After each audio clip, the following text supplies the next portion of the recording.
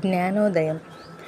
ఒకనాడు కపిలవస్తు రాజ్యంలోని గణరాజ్య రాజుల మధ్య విభేదాలు పొడసూపాయి.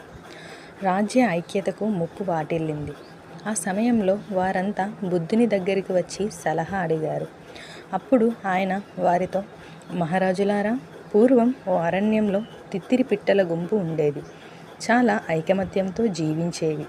వాటిని పట్టి మాంసం అమ్ముకోవాలని ఆశపడ్డాడు ఒక వేటగాడు. ఆ ప్రాంతంలో నూకలు చల్లాడు. అవి ఆ నూకల మీద వాలి వేటగాడు పన్నిన వలలో చిక్కుకుపోయాయి. అప్పుడు ఆ పక్షుల్లో పెద్దగా ఉన్న పక్షి వాటికి ధైర్యం చెప్పింది.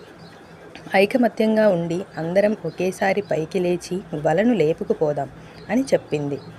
పక్షులన్నీ వలను లేపుకొని వెళ్ళి ఒక ముళ్ళ చెట్టు మీద వదిలి ఆ సందులోంచి నెమ్మదిగా జారుకొని వెళ్ళిపోయాయి. ఇలా కొన్నిసార్లు జరిగింది. ఆ తర్వాత వాటికి అభిప్రాయ భేదాలు తలెత్తి అహంకారం పొడసూపింది. వలను నేను ఎత్తాను అంటే నేను ఎత్తాను అని గర్వపడ్డాయి. మరోసారి వలలో చిక్కినప్పుడు ఒకదానితో ఒకటి వాదులాడుకున్నాయి. ఆ వాదులాటలు చివరికి తగాదాలుగా మారాయి. ఆ గొడవలు గందరగోళాల వల్ల ఈసారి వలలో చిక్కుకుపోయాయి.